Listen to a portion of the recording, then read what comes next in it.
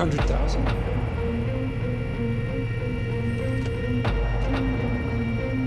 Done. That's it. I'm done. Done!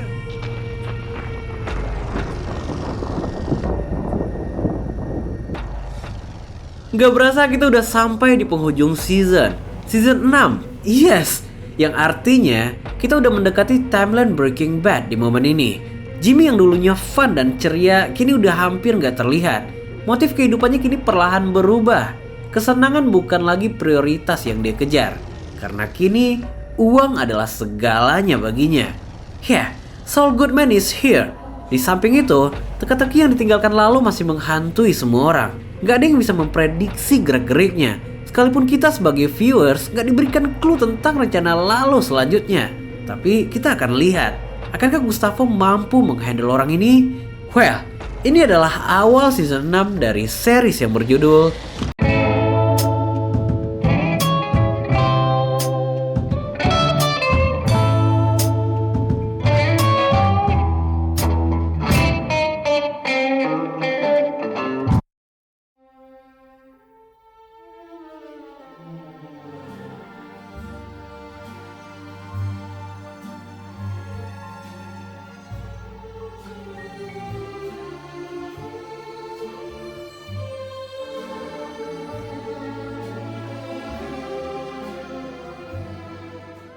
Seperti biasa, di awal season kita kembali dibawa maju beberapa tahun ke depan.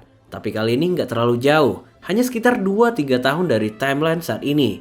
Yang dimana kita diperlihatkan pada sebuah mansion mewah yang tengah dikemas oleh belasan orang berseragam. Dari barang-barangnya, kita bisa menebak bahwa itu adalah tempat tinggal Jimmy.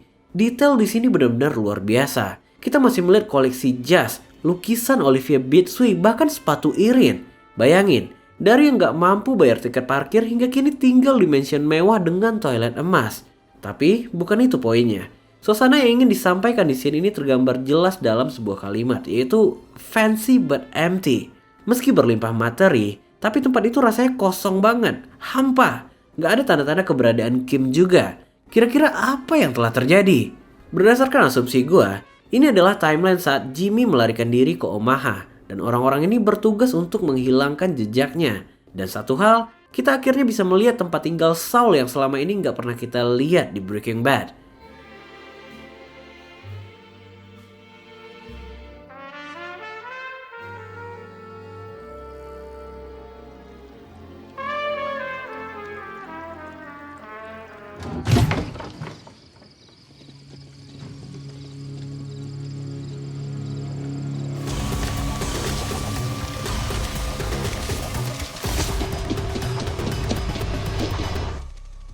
Dan kita pun dibawa kembali ke timeline saat ini.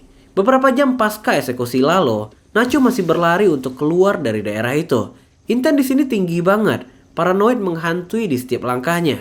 Dan bertepatan dengan momen ini, orang Gustavo menghubunginya.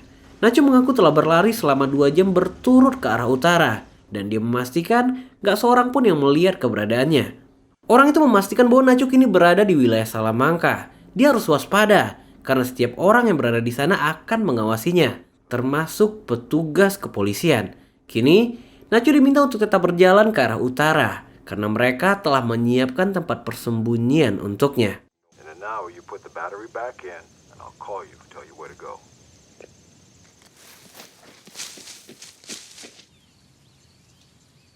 Berpindah ke salah satu warga di pemukiman. Wanita itu terlihat shock melihat kehadiran seseorang. Wajahnya terkesan takut sekaligus hormat, karena yang datang adalah Lalo Salamanca. Por supuesto. Makanan dan minuman segera disiapkan. Dari gesturnya, orang-orang ini benar-benar menuhankan Lalo. Bahkan wanita itu meminta suaminya mencukur brewoknya sebagai salah satu bentuk menghormati Lalo. Arréglate para don Eduardo. Báñate y rasúrate. Ah, sí, claro. Mi disculpa, don Eduardo. Vas. Con permiso. Bisa kita bayangin, orang itu permisi di rumahnya sendiri. Ini terkesan seperti mereka berhutang banyak pada keluarga Salamanca. Wanita itu juga sempat berterima kasih karena berkat dokter kiriman Lalo, gigi suaminya kini telah disembuhkan. Hah, ada yang aneh di sini. Di balik hubungan harmonis yang terdengar, lalu ngapain kirim dokter segala? Dan dari sini, keharmonisan pun perlahan berubah menjadi suasana yang mencekam. Karena Lalo tiba-tiba berdiri dan mengambil sebilah gunting. Uniknya, lelaki yang baru aja mencukur brewoknya kini tampak menyerupai Lalo. Dan dari perubahan ekspresi Lalo di sini, kalian bisa membayangkan apa yang akan terjadi selanjutnya.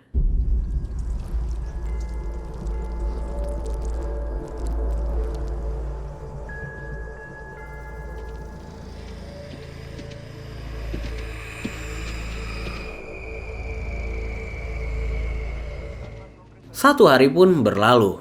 The Twins datang saat investigasi tengah berlangsung di kediaman Lalo. Mayat-mayat berserakan. Tapi satu hal yang begitu mind-blowing, polisi menunduk saat The Twins melewati TKP itu. Ini mempertegas bahwa wilayah itu benar-benar berada dalam kontrol Salamanca.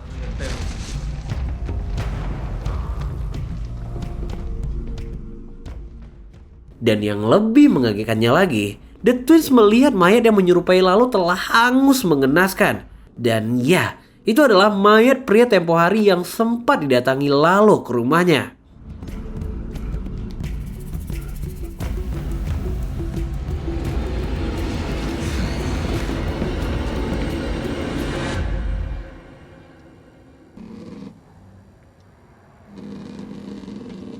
Gak lama setelah itu, Gustavo mendapat panggilan dari Bolsa.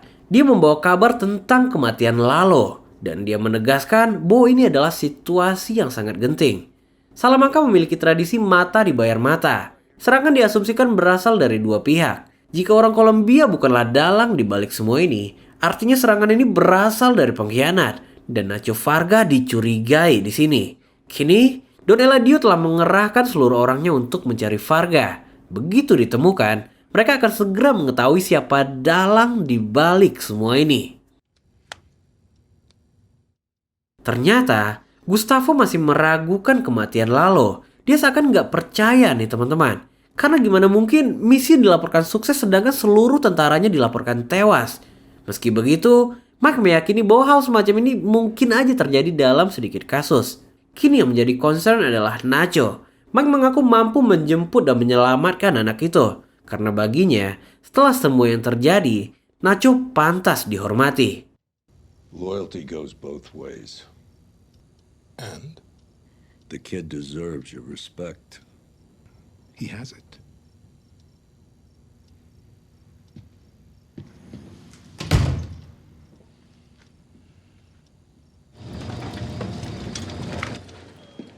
You good? Great. Kembali ke aktor utama kita. Di hari itu, Jimmy memutuskan untuk kembali beraktivitas normal. Terlihat sedikit kagok pasca trauma yang dialami, tapi kenyataan tetap harus dilalui. Di hari itu, dia bertemu jaksa penuntut Lalo. Ternyata, mereka telah menemukan banyak hal selama Jimmy menghilang. Seluruh alamat dinyatakan palsu. Keluarga yang dihadirkan juga nggak dapat ditemukan. Karena hal ini, penuntut mengaku akan mengajukan sidang lebih awal. Jimmy di sini berusaha menghindar nih teman-teman. Dia menolak negosiasi itu. Dan apabila mereka bersikeras, dia akan menggunakan haknya untuk menuntut mereka. Anehnya, Jimmy di sini seperti lepas kendali. Dia nggak sengaja menyebut nama Lalo saat perdebatan ini. Ini mempertegas bahwa Jimmy sebenarnya belum siap. Trauma yang dialami masih mempengaruhi emosinya. Dan Jimmy menyadari itu. I met the Guzman. I have more than one client. I have clients who need me.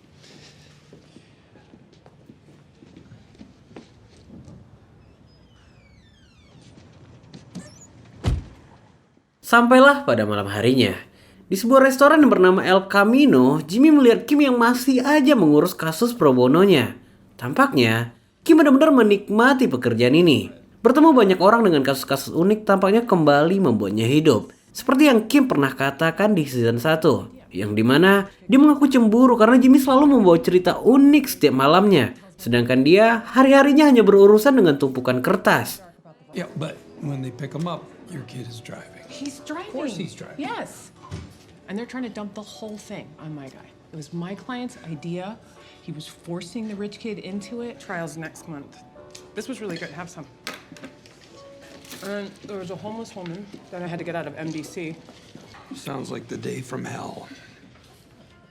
It was one of the best days of my life. How about you? Gak hanya tentang dirinya, Kim juga menyarankan Jimmy untuk segera menata ulang karirnya sebagai Saul Goodman.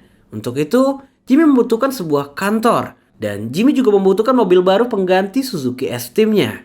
Untuk merepresentasikan kepribadian Saul Goodman, Jimmy dirasa cocok untuk mengendarai sebuah mobil yang mewah dan mencolok. Sold. When do we start? Saturday's good. I was thinking about our first move. Tapi, obrolan ternyata nggak habis sampai di sana. Kim membahas ulang rencana mereka terkait Howard. Ini tentu mengagetkan bagi Jimmy, karena Kim benar-benar serius dalam isi sandpaper ini. Sesuai perkataan Jimmy, dia nggak ingin menyerang Howard dengan cara berlebihan. Maka dari itu, Kim berinisiatif untuk memulainya dengan menggali Cliff and Man terlebih dahulu.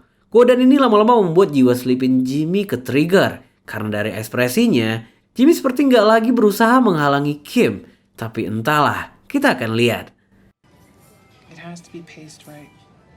And it has to make sense. It doesn't have to stand up in court, but there has to be a reason for everything.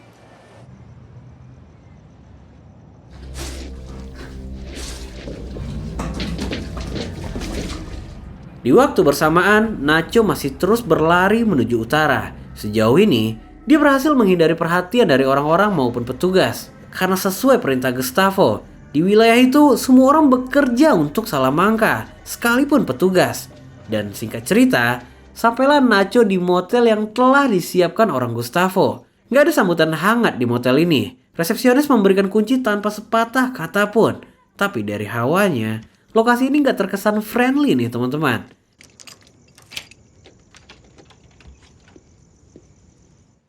Ternyata, di kamar itu Nacho telah disiapkan sebuah amplop dengan uang dan pistol di dalamnya. Ya, setidaknya cukup untuk berjaga-jaga. Karena ternyata, orang Gustavo memerintahkan Nacho untuk stay di sana sementara mereka menyiapkan tim penjemputan. Dalam waktu 2 hari, sebuah truk engkel akan datang. Nacho harus cepat karena truk nggak akan menunggu. Dan selama kurun waktu itu, dia hanya perlu menghindari kontak dengan siapapun. Dan siapapun yang memaksa masuk, Nacho diperintahkan untuk menembak mati orang itu.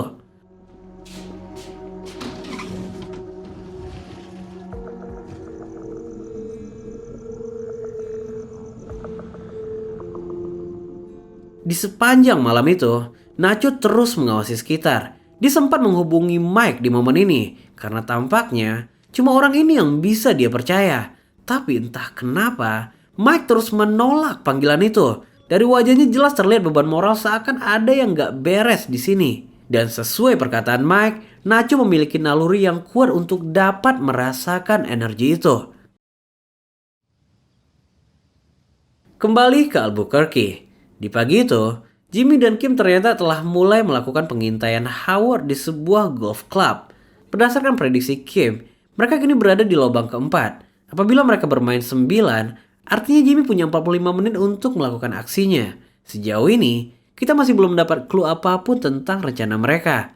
Bagi Kim, permainan semacam ini tentu masihlah fun and games. Tapi bagi Jimmy, ini adalah keseharian Sleeping Jimmy. Dia memasuki golf club dan menghandle semuanya dengan sempurna. Sama seperti orang terhormat lainnya, Jimmy diperlakukan sangat baik di sana meski belum berstatus keanggotaan. Namun sesaat sebelum diajak tour, fokus teralihkan pada kedatangan Kevin si direktur Mesa Verde. Kevin memanggil manajer itu dan terlihat seperti memarahinya. Dari gestur Kevin, kita mungkin bisa menebak pembicaraan mereka. Karena persis setelah itu, perlakuan sang manajer pada Jimmy seketika berubah. Slot keanggotaan tiba-tiba penuh dan mereka nggak lagi menerima anggota baru hingga 2 tahun ke depan.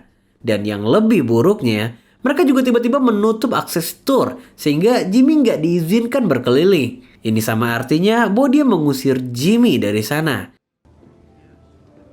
Tapi kita tahu, Sleeping Jimmy nggak akan pulang kosong. Dia tiba-tiba berbalik arah dan kembali menemui manajer. Jimmy menyerang logik dari statement yang nggak masuk akal ini. Kemampuan speaking Jimmy tentu nggak bisa dihandle oleh orang ini. It's okay. I should have known because I mean, look, anti-Semitism alive and well right here in Albuquerque. Sir! Suasana elegan di tempat itu dirusak oleh Jimmy dengan cara yang juga elegan. Dia berusaha membuat sedikit kekacauan agar manajer itu merasa bersalah atas sikapnya. Dan hebohnya Jimmy ini akhirnya berhasil memancing emosi Kevin. Perdebatan pun terjadi. Here it is, violence once it always comes to this. Jimmy berhasil membuat Kevin murka sehingga benar-benar membuat suasana di tempat itu chaos. Momen ini dimanfaatkan Jimmy untuk mengungkapkan kekecewaannya pada manajer. Dalam situasi seperti ini, semua yang dibutuhkan adalah menghilangkan si pembuat masalah. Dan kebetulan, Jimmy ingin meminjam toilet karena stres ini telah merusak pencernaannya. Daripada makin kacau, terpaksalah si manajer mengizinkannya. All is well. Morning, sir. Morning. Selama Jimmy berada di toilet, Kim terus mengawasi Howard dari kejauhan. Bisa kita lihat di sini, Kim benar-benar menikmati permainan ini. Kini, 2 roll tisu telah habis diputar, dan tisu itu kini digunakan untuk menyumbat saluran kloset.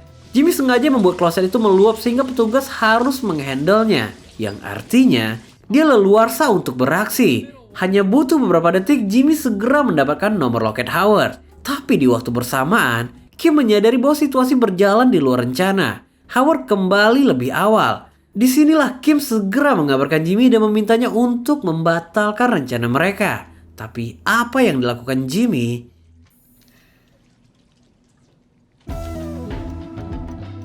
Ya, tampaknya Jimmy tetap melanjutkan rencana itu. Ini jelas sangat beresiko.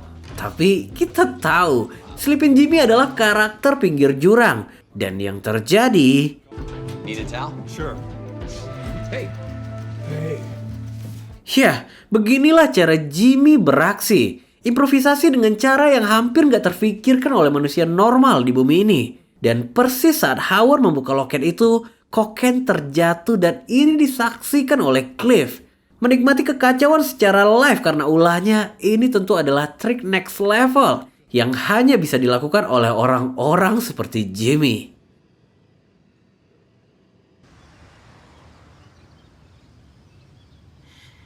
Sementara itu di luar, Kim gak henti-hentinya menghela nafas. Simpelnya, Jimmy yang eksekusi, Kim yang panik. Tapi di balik semua itu, mereka berhasil menghancurkan image Howard di hadapan Cliff. Perfect.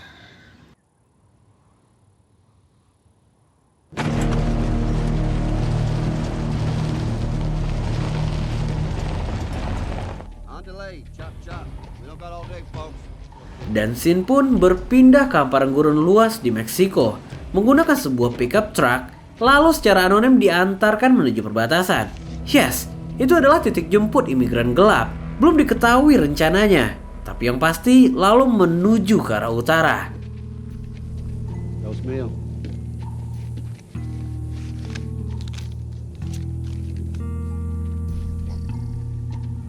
¿Cuándo nos vamos? Nos vamos cuando nos vamos.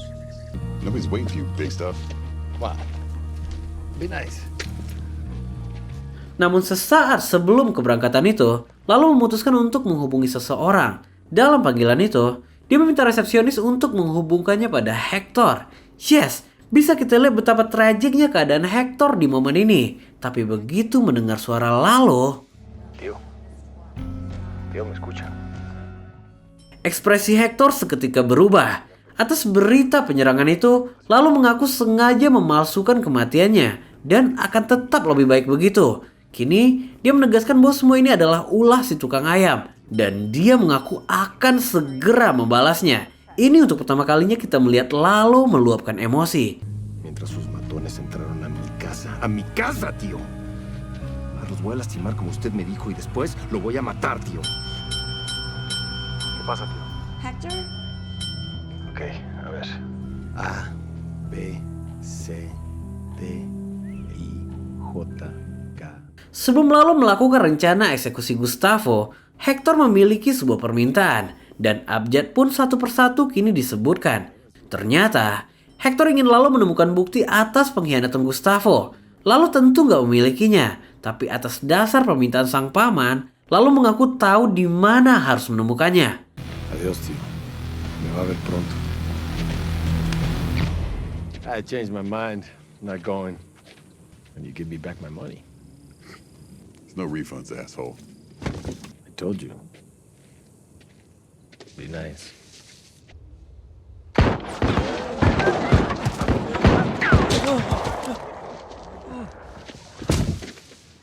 Satu peringatan adalah terlalu banyak untuk Lalo. Kini, dengan ramahnya lalu meminta maaf pada semua penumpang karena perjalanan mereka tertunda dan mereka terpaksa harus mencari mobil pengganti. Dan kini menggunakan mobil dua pria tadi lalu segera meninggalkan tempat itu.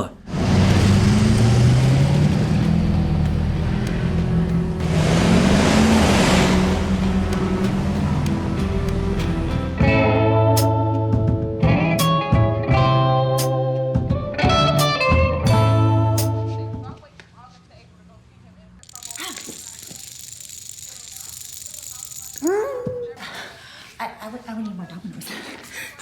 You know, and like, you have to set it up, and then, you know, but Nacho's not here. if I knock it, We haven't heard anything from it doesn't. We haven't heard anything. We don't know anything.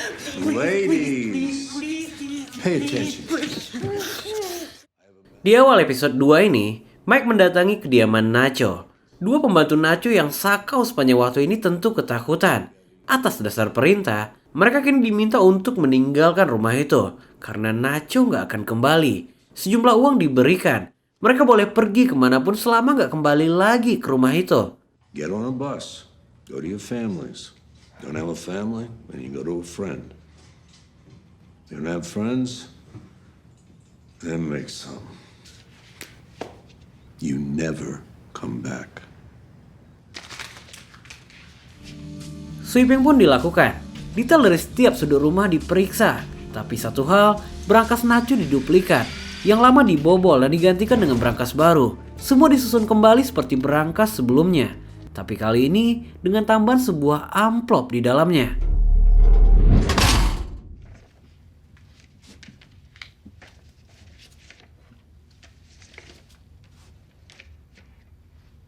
Singkat cerita, semua data federal polisi kini telah sampai pada Gustavo. Dari laporan otopsi dan denah lokasi, semua dinyatakan cocok. Mayat lalu menunjukkan seluruh kemiripan berikut dengan laporan dental giginya. Tapi entah kenapa, Gustavo terkesan belum puas nih teman-teman. Don Juan, I have had another thought about how we might keep the peace.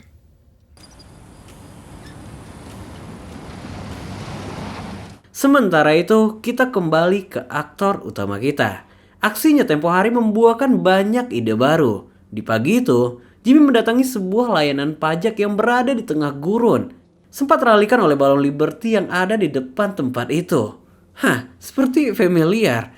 Ternyata, itu adalah kantor portable milik keluarga Cattleman. Gak berasa waktu-waktu berlalu udah bebas aja orang-orang ini.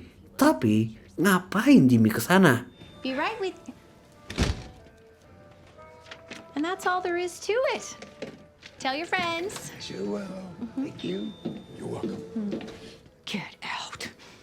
Jelas, kedatangan Jimmy gak disambut baik. Apapun tawaran yang dia bawa, Betsy menolak bahkan sebelum mendengarnya.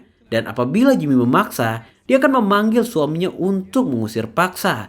Tapi suaminya... You know, they have a surprisingly good exercise program. Is aerobics mostly, or do they? Yes, orang-orang ini malah berteman. Ini semakin membuat Betsy kesal. Karena kalau bukan karena Jimmy, mereka nggak akan kehilangan segala hartanya. Disinilah Jimmy mengungkap maksud dan tujuan kedatangannya.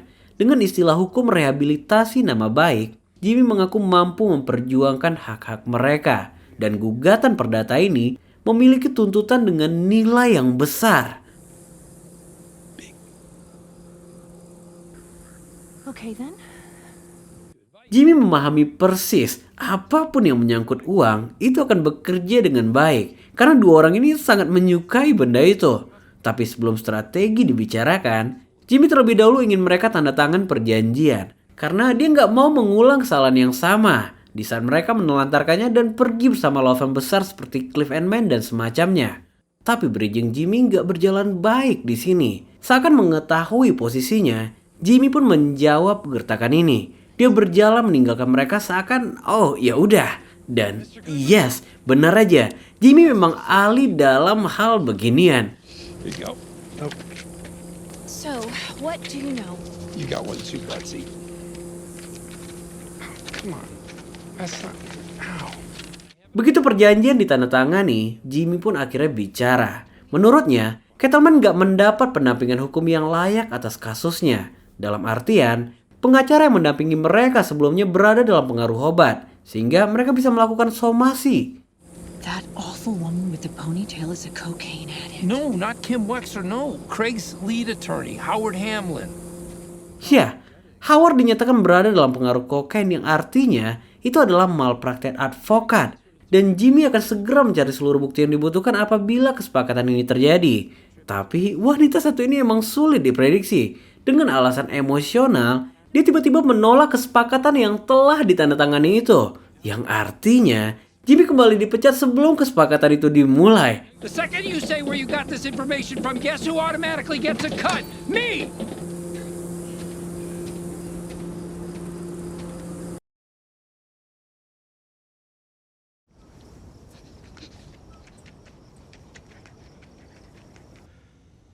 Kembali ke Nacho. Hingga detik ini, Nacho masih belum menutup mata sedikit pun. Suasana intens mengikuti setiap detiknya. Bisa kita bayangkan betapa frustasinya Nacho di momen ini. Digantung tanpa kepastian yang jelas. Hingga tiba-tiba sebuah siluet terlihat mendekati kamarnya.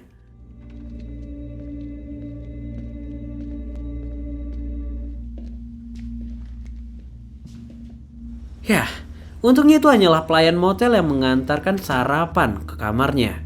Nacho memang harus ekstra hati-hati di situasi ini. Semua orang layak dicurigai. Dan benar aja, seorang pria berjalan di sekitar bangunan usang yang tepat berada di depan jendela kamarnya.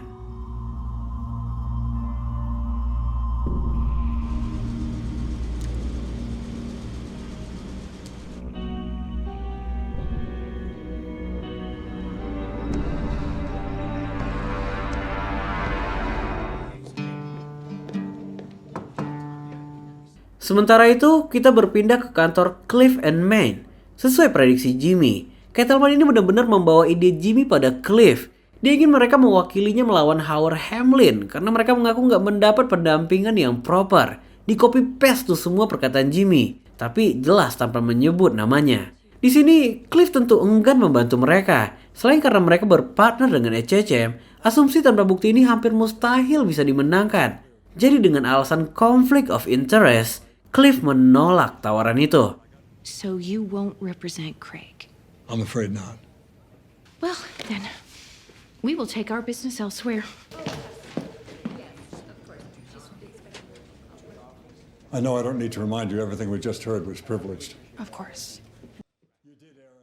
Di momen ini, meski hatinya menolak dugaan pada Howard, tapi nggak bisa bohong.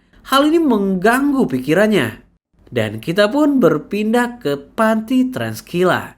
Di hari itu, Gustavo yang ditemani Bolsa mendatangi Hector. Gustavo mengaku bahwa memang bukan rahasia umum lagi kalau mereka selalu terlibat dalam perselisihan.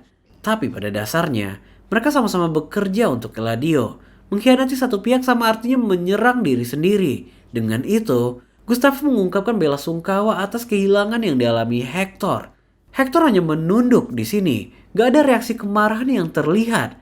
Gustavo memiliki gut feeling kalau ada sesuatu yang janggal di sini.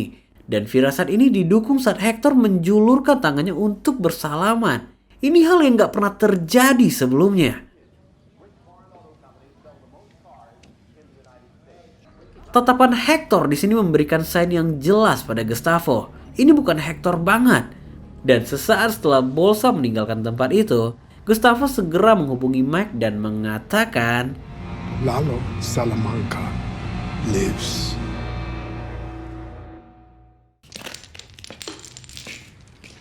Kembali ke kediaman Nacho.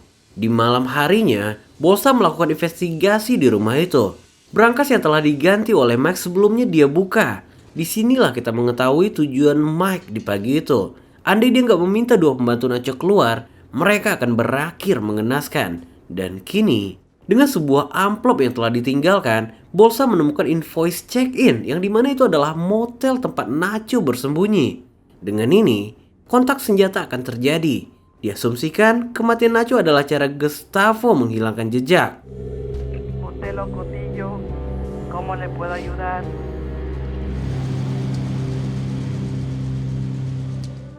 Berpindah pada keesokan paginya. Sampai hari ini, Nacho masih terbangun menatapi bangunan usang yang berada persis di depan pintu kamarnya. Entah kenapa, Nacho begitu mencurigai bangunan itu. Datangnya sarapan pagi itu dimanfaatkan Nacho dengan baik. Dia sengaja membuka pintu untuk memastikan apakah benar seseorang tengah memata-matainya. Dan yang terjadi...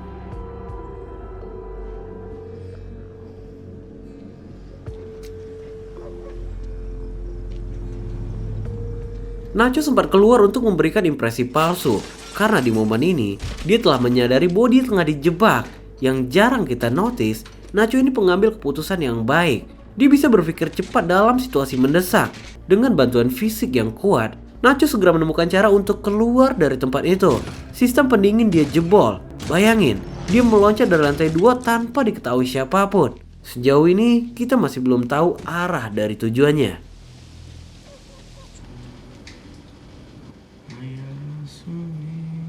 Di waktu bersamaan, kita diperlihatkan pada POV bangunan usang yang dimana benar seseorang tengah memata-matai Nacho.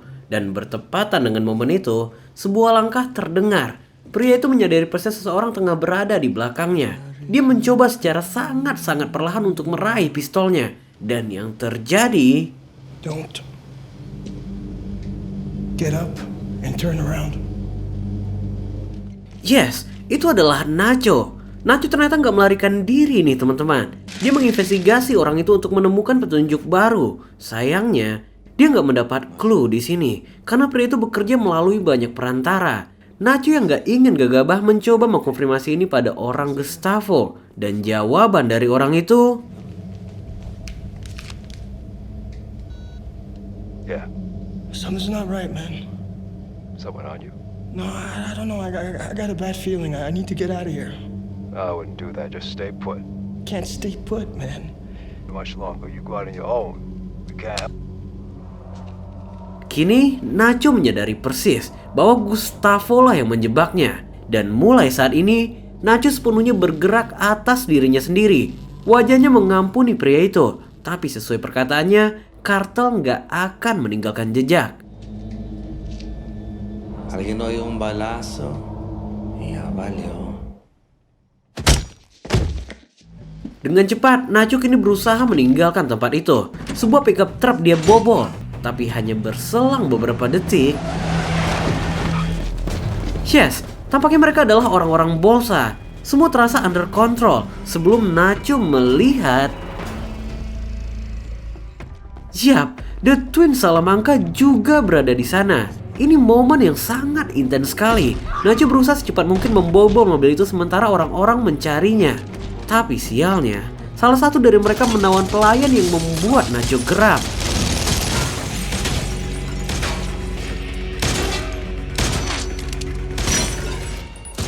Semua terjadi begitu cepat di sini. Suara tembakan ini membuat posisi Nacho diketahui. Kini, The Twins berjalan mendekatinya. Dan yang terjadi...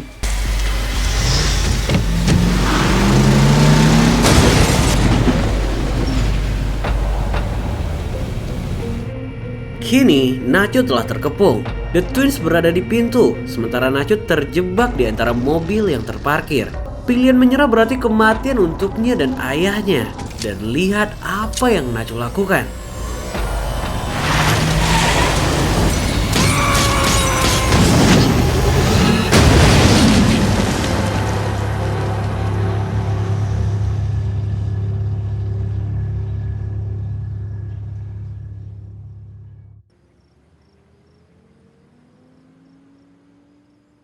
Kembali ke warehouse Gustavo. Pengamanan ekstra kini diperlakukan pasca pertemuannya dengan Hector. Gustavo menganggap Lalo masih hidup, meski semua orang menepis statement itu. Kecemasan Gustavo ini cukup sederhana bagi Mike. Gak ada alasan Salamanca untuk mengincarnya, karena tanpa bukti, mereka akan bermasalah dengan kartel. Sebaliknya, apabila Lalo masih hidup, dia pasti akan lebih tertarik pada Nacho. Karena Nacho adalah satu-satunya bukti untuk mengungkap pengkhianatan Gustavo. Maka dari itu, atas izin Gustavo, Mike akan membawa 4 orang profesional untuk menemukan Vargas sebelum Salamanca menemukannya. Tapi jawaban Gustavo... El padre de Vargas. Tráelo aquí. You're not doing that. Statement ini membuat tension meningkat. Mike menolak perintah itu. Ayah Varga dianggap nggak berkaitan dengan semua ini dan akan tetap begitu. Dominasi Mike ini tentu nggak disukai Gustavo dan Tyrus menyadari bahwa Mike perlu disingkirkan. Pistol kini ditodongkan. Satu perintah dari Gustavo, pelatuk akan ditarik. Sempat terdiam beberapa detik sebelum sebuah panggilan telepon masuk. Tyrus nggak percaya bahwa itu adalah panggilan dari Varga karena dia telah menghubunginya berjam-jam tapi nggak mendapat jawaban. Tentu, hubungan Mike dan Nacho tentu berbeda dengan mereka. Nggak diketahui apa obrolan dalam panggilan telepon ini. Yang pasti Mike kembali mengatakan bahwa bukan dia yang menentukan. He wants to talk to you. Well, the mighty have fallen, huh? Lady Liberty's a nice touch, though. Di waktu bersamaan, Jimmy kembali mendatangi kantor Kettleman. Kali ini, dia membawa Kim bersamanya.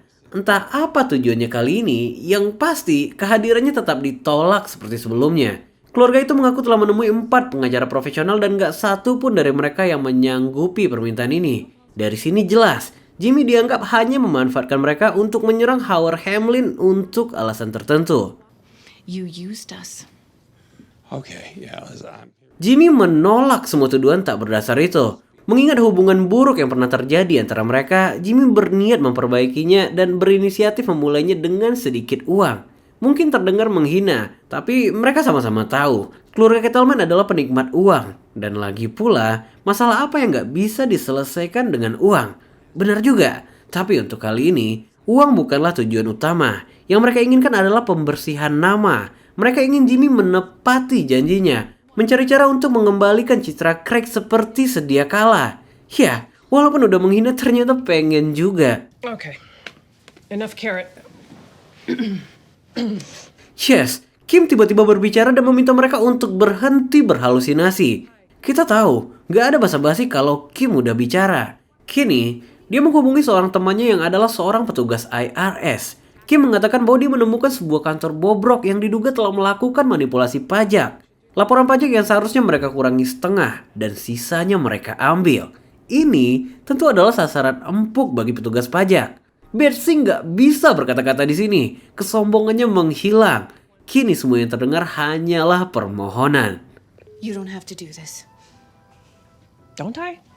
Ancaman Kim ini benar-benar mimpi buruk bagi mereka. Dan Kim gak punya toleransi seperti Jimmy. Kini sebelum berbicara kesepakatan, mereka diminta menghubungi seluruh klien yang telah mereka tipu. Dan mengakui semua kejahatan yang telah mereka perbuat.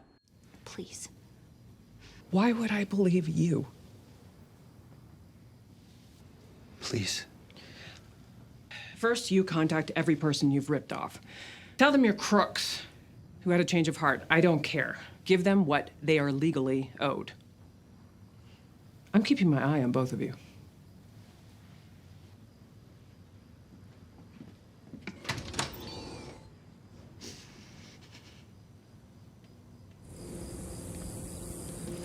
Wolves and sheep. Huh? Nothing.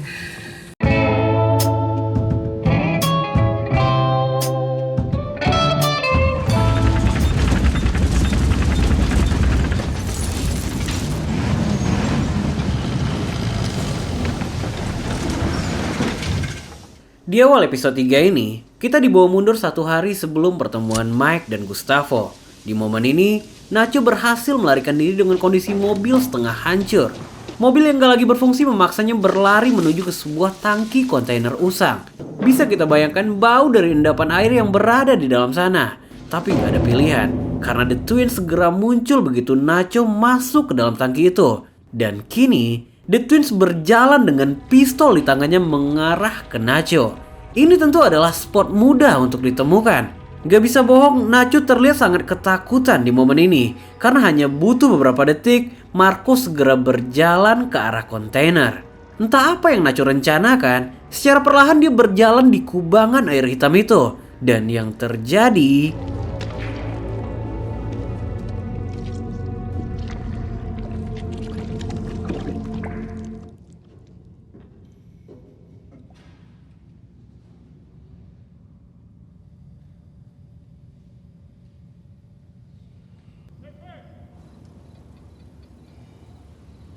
Yes, Nacho merendam dirinya selama beberapa menit sebelum Marco teralihkan oleh anak buahnya.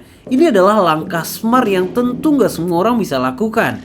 Karena setelah itu, Nacho nggak langsung meninggalkan tempat itu. Dia berdiam hingga malam hari sebelum kembali melanjutkan pelariannya.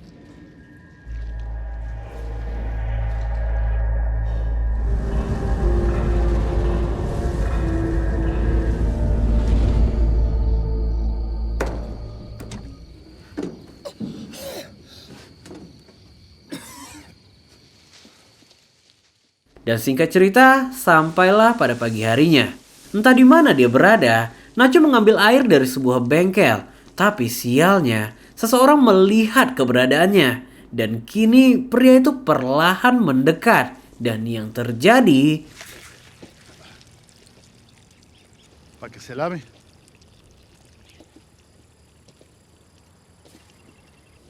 Hampir terjadi kesalahpahaman di sini. Untungnya pria itu secara genuine ingin membantu Nacho. Beberapa saat setelah itu, Nacho sempat mencuri beberapa dolar dari mekanik itu. Dia memberikan uang curian itu sebagai bayaran karena dia ingin meminjam ponselnya. Disinilah Nacho kembali menghubungi ayahnya. Ekspresinya seketika berubah mendengar suara sang ayah. Senyumannya kembali terlihat. Karena kita bisa bayangkan, mendengar suara orang tersayang saat berada di ambang kematian. Solo quería escuchar tu voz. Panggilan telepon ini tentu cukup janggal bagi sang ayah. Dia seperti merasakan ada sesuatu yang gak beres. Tapi bagaimanapun, mereka telah hatam membahas hal ini. Nacho tahu apa yang harus dilakukan. Dan semua yang ayahnya inginkan hanyalah berhenti dan menyerahkan diri. Adiós, hijo. Adiós, papá.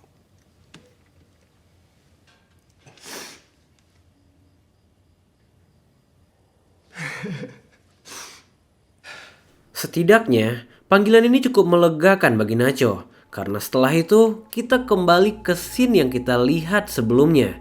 Momen dimana dia menghubungi Mike yang tengah ditodong pistol. Nacho terdengar kecewa. Karena Mike tahu kalau dia akan dieksekusi. Tapi Mike membiarkannya. Dan inilah jawabannya. Not my call. Is that bastard with you? Put him on. He wants to talk to you. Yes. You are screwed.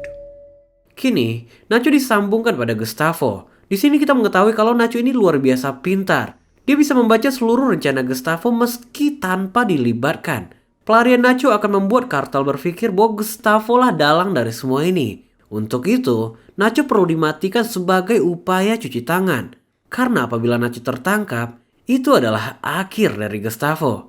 Kini, Nacho mengaku akan mengikuti rencana apapun yang telah disiapkan. Dengan imbalan, keselamatan ayahnya harus terjamin. Gustavo mengabulkan permintaan itu dengan mudah. Tapi Gustavo bukanlah orang yang ingin dia dengar di sini.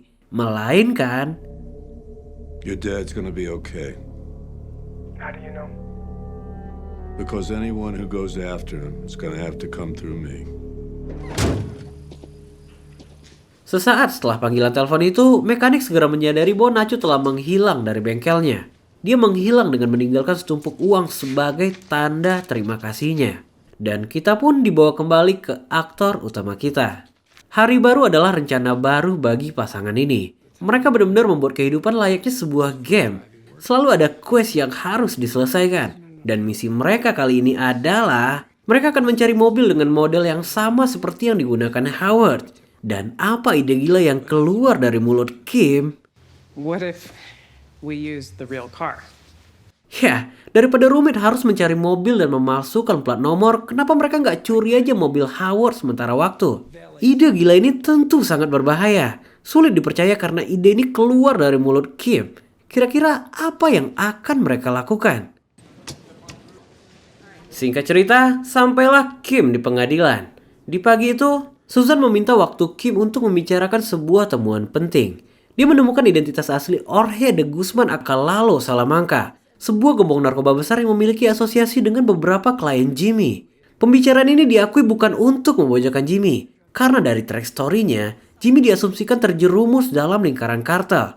Dimulai dari pembelaan Tuco Salamanca Nacho Varga hingga lalu semua dianggap berkaitan. Yang ingin dia lakukan, Kim diminta memberikan pengertian pada Jimmy untuk membantu pengadilan. Mereka membutuhkan bantuan Jimmy untuk melacak kaki tangan Salamanca yang masih berada di Albuquerque. Dengan jaminan Jimmy akan terbebas dari tuntutan apapun. I don't think Jimmy ever intended to become a cartel lawyer. It's not a suit that fits him. I'll make sure anything he tells me won't blow back.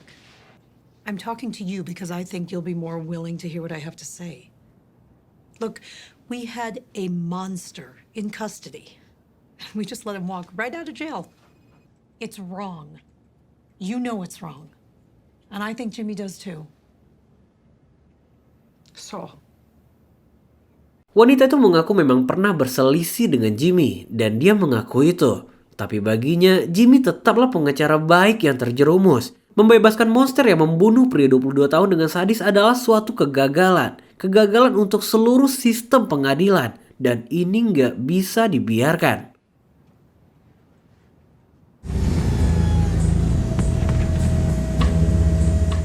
Dan scene pun kembali ke gudang Gustavo. Semua aktivitas terlihat normal. Barang-barang diturunkan dari truk seperti biasa. Yang nggak biasa, kali ini Mike yang membuka lokasi dari penyimpanan kokain. Karena yang berada di dalamnya adalah Nacho Varga. Yes, Nacho berhasil dievakuasi dalam artian dia siap mengikuti kemauan Gustavo. Gak banyak percakapan di sini. Tapi suasana ini melibatkan emosi yang kuat. Nacho masih gak percaya kalau inilah akhirnya. Begitupun Mike. Meski gak pernah terucap, Mike seakan-akan melindungi anak ini seperti anaknya sendiri. Karena saat Gus memerintahkan Victor untuk membuat Nacho babak belur, Mike menjawabnya dengan seakan-akan dia emosi nih teman-teman. Now get the hell out of here. Nacho memahami persis bahwa skenario ini harus dibuat sereal mungkin dan dia siap untuk itu. Tapi jawaban Mike, First things first.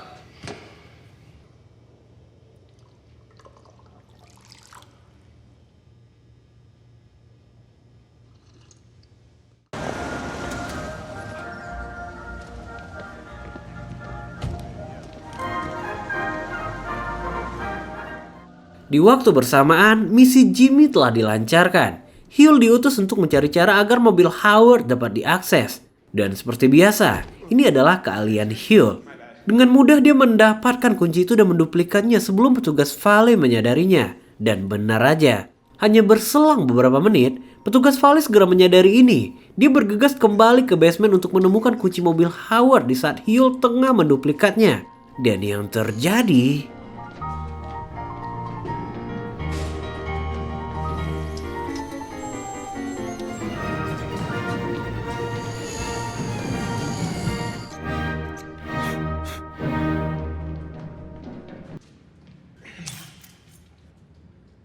And how does it work? Lihat apa yang mereka buat. Gak hanya kunci yang diduplikat, tapi remote-nya juga. Setiap angka itu memiliki fungsi berbeda untuk mendukung aktivitas Jimmy. Tapi satu hal di sini, Hill menanyakan sesuatu yang gak biasa nih teman-teman. Okay, what? You're a lawyer. Legit money on the level. Yeah, so? Why you do all this? A couple months from now, there are people whose lives are going to be way better because of this. We're doing the Lord's work here. Be singing. Hey. Sesampainya di rumah, Jimmy telah menemukan Kim dengan vibe berbeda. Kim menceritakan pertemuannya dengan Susan, lalu dinyatakan telah meninggal dunia. Dan mereka mengaku membutuhkan bantuan Jimmy untuk melacak kaki tangannya di Albuquerque. Jimmy tentu bingung dengan pernyataan ini karena arahnya agak ambigu di sini. What do you think we should do? You should do whatever you want, Jimmy. Do you want to be a friend of the cartel, or do you want to be a rat? Di waktu bersamaan, pertemuan antara Nacho dan Gustavo terjadi. Briefing dilakukan. Setiap detail dibahas dan gak boleh ada kesalahan. Karena besok adalah hari terakhir Nacho menghembuskan nafas di bumi ini. I've been on the payroll for almost a year. All right. Once you say it, you get to your feet. You'll handle it. He puts me down, you mean? It'll be over quick.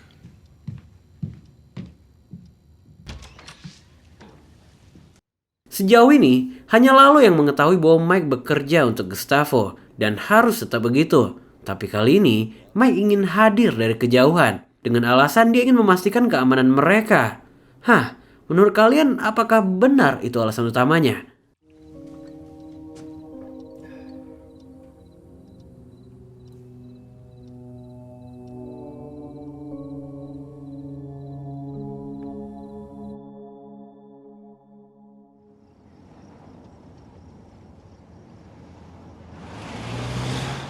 Singkat cerita, sampailah pada keesokan paginya. Menggunakan blind van, Nacho dibawa ke sebuah padang gurun. Sempat terjadi tatapan haru sebelum Mike meninggalkan van itu. Hanya beberapa detik, tapi sangat berarti rasanya.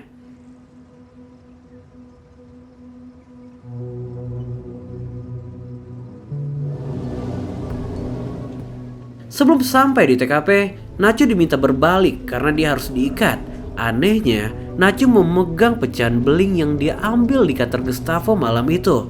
Entahlah, yang pasti Mike dengan snipernya telah bersiap dari atas bukit yang jauh dari penglihatan.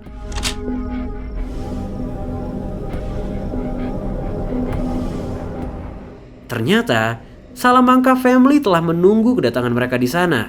Setiap detik di sini sangat menegangkan karena nggak ada yang tahu apa yang akan terjadi di sini. Kini, Nacho pun dikeluarkan.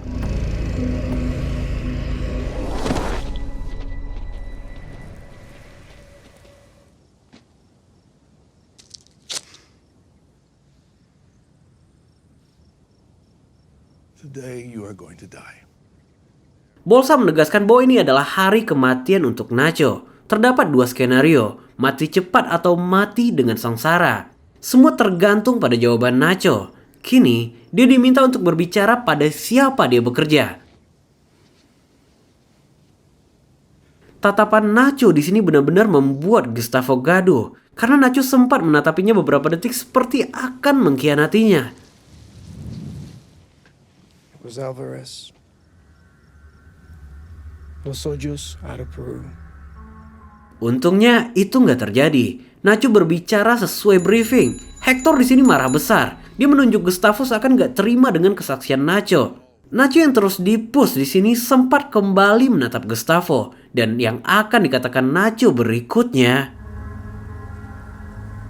You think the chicken man? Yes, dia menertawakan kecurigaan mereka pada Gustavo karena telah setahun lamanya dia dibayar oleh Alvarez.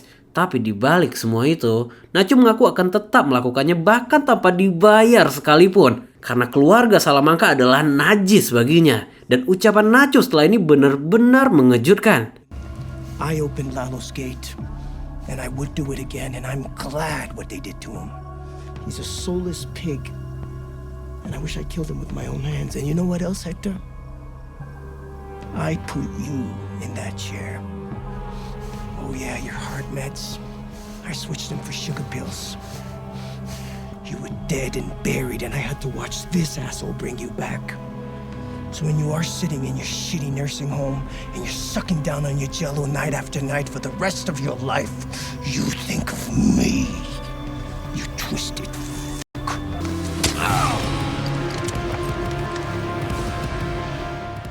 Yah, Nacho berhasil menodong Bolsa sebelum Hector mengucap perintah eksekusinya. Dan yang terjadi...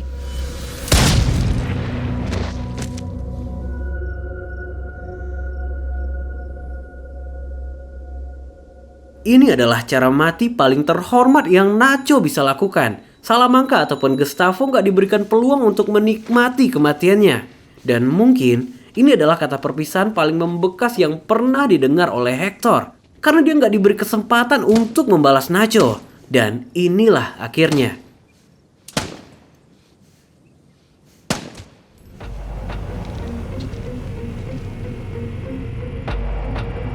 Kepergian Nacho kembali mempertegas kita akan hati nurani yang dimiliki Mike. Sejauh ini, dari semua yang telah terjadi, nonton tanpa subscribe masihlah pengkhianatan terdalam. Udah gue tanyain ke Mike, dan dia setuju.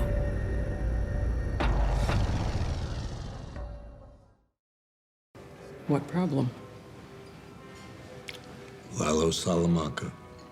Lalo Salamanca's dead. Isn't. You're the guy from the desert. Why are you telling me this and not him? Because I think you're made of sterner stuff.